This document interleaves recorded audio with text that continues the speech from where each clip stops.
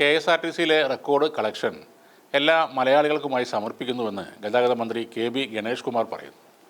13.02 കോടിയാണ് കഴിഞ്ഞ ദിവസം മൊത്തം കളക്ഷൻ. രാഷ്ട്രീയത്തിന് അതീതമായി ജീവനക്കാർ സഹകരിച്ചുവെന്നും അടച്ചുപൂട്ടലിൻ്റെ പാതയിലായിരുന്ന KSRTCയെ രക്ഷപ്പെടുത്തിയെന്നും കൂടെ ഗണേഷ് കുമാർ പറഞ്ഞു. ശബരിമല സർവീസ് ഉള്ളതുകൊണ്ടല്ല ഇത്രയും കളക്ഷൻ. ഈ സർക്കാർ KSRTCയെ രക്ഷപ്പെടുത്തിയിരിക്കും. 21 ഡ്രൈവിംഗ് സ്കൂളുകളിൽ നിന്ന് ഇതുവരെ 4.26 കോടി രൂപ ലഭിച്ചിട്ടുണ്ട്. വോൾവോ ലക്ഷറി ബസ്സുകൾ ഉടനെ എത്തും. തിരുവനന്തപുരം മുതൽ എറണാകുളം വരെയാണ് ആദ്യഘട്ടത്തിൽ ഈ ബസ്സുകൾ സർവീസ് നടത്തുക. പാൻട്രി അടക്കമുള്ള സൗകര്യങ്ങൾ ഈ ബസ്സിലുണ്ടാകും.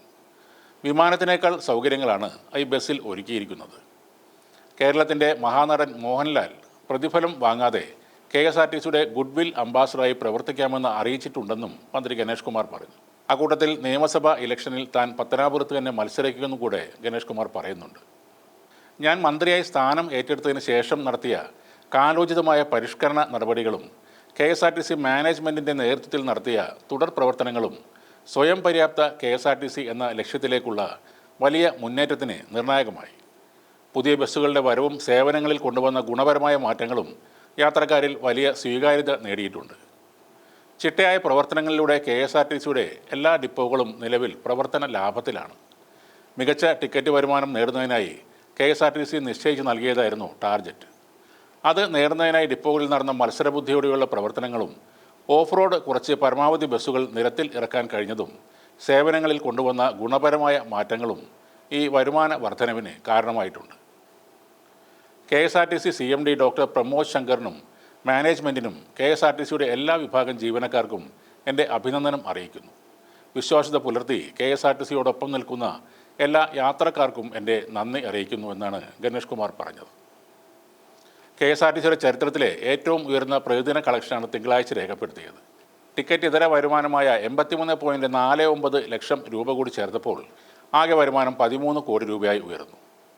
കഴിഞ്ഞ സെപ്റ്റംബർ 8 നേടിയ 10.19 കോടി രൂപയുടെ റെക്കോർഡാണ് ഇതോടെ പഴങ്കഥയായത്. സംസ്ഥാനത്തെ എല്ലാ ഡിപ്പോകളും നിലവിൽ പ്രവർത്തന ലാഭത്തിലുമാണ്. 35 ഡിപ്പോകൾക്ക് ഇത്തവണത്തെ കളക്ഷൻ ടാർഗറ്റ് പൂർത്തിയാക്കാൻ കഴിഞ്ഞെന്നും മന്ത്രി പറയുന്നു. KSRTCയുടെ റെക്കോർഡ് തിരുത്തിയ വരുമാന നേട്ടത്തിൽ പ്രതികരണവുമായി മുഖ്യമന്ത്രി പിണറായി വിജയനും എത്തിയിരുന്നു. മുഖ്യമന്ത്രി ഫേസ്ബുക്കിലൂടെയാണ് പ്രതികരിച്ചത്.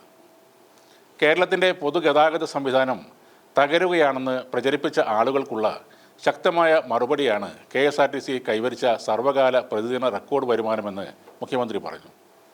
രാജ്യം എമ്പാടും പൊതുമേഖലാ സ്ഥാപനങ്ങൾ സ്വകാര്യ മേഖലയ്ക്ക് വിറ്റഴിക്കുമ്പോൾ അവയെ ചേർത്ത് പിടിച്ച് ലാഭകരമാക്കുക എന്ന ബദൽ നയമാണ് സംസ്ഥാന സർക്കാർ ഉയർത്തിപ്പിടിക്കുന്നത്. KSRTCയുടെ എല്ലാ ഡിപ്പോകളും ലാഭത്തിലാണെന്നത് അഭിമാനകരമാണ്. സർക്കാരിൻ്റെ പുരോഗമനപരമായ ആശയങ്ങളും ജീവനക്കാരുടെയും ഓഫീസർമാരുടെയും കഠിനമായ അധ്വാനവുമാണ് ഈ നേട്ടത്തിന് അടിത്തറ പാകിയതെന്ന് മുഖ്യമന്ത്രി പറയുന്നു. കഴിഞ്ഞ വർഷം നിലനിന്നിരുന്ന സമാന സാഹചര്യത്തിലും ടിക്കറ്റ് നിരക്കിൽ വർധനവ് ഇല്ലാതെയും പ്രവർത്തനം മെച്ചപ്പെടുത്തിയാണ് ഈ വലിയ ലക്ഷ്യം KSRTC നേടിയത്. തീർച്ചയായും ഈ നേട്ടത്തിൽ നമ്മൾ മലയാളികൾക്കെല്ലാം അഭിമാനിക്കാം. അസാധ്യമായി ഒന്നുമില്ലെന്ന് ഒരിക്കൽ കൂടി KSRTCയുടെ ജീവനക്കാർ തെളിയിച്ചിരിക്കുകയാണ്. ആത്മാർത്ഥമായി ജോലി ചെയ്താൽ ഏത് നഷ്ടത്തിലുള്ള സ്ഥാപനങ്ങളും ലാഭത്തിലേക്ക് വരും. ഒരിക്കൽ KSRTC ജീവനക്കാരനാണെന്ന് പറയാൻ പലർക്കും നാണക്കേട് തോന്നിയിരുന്നു. ഇന്നിനി അവർക്ക് അഭിമാനത്തോടെ പറയാം, നമ്മുടെ KSRTC ലാഭത്തിലാണ് പ്രവർത്തിക്കുന്നതെന്ന്.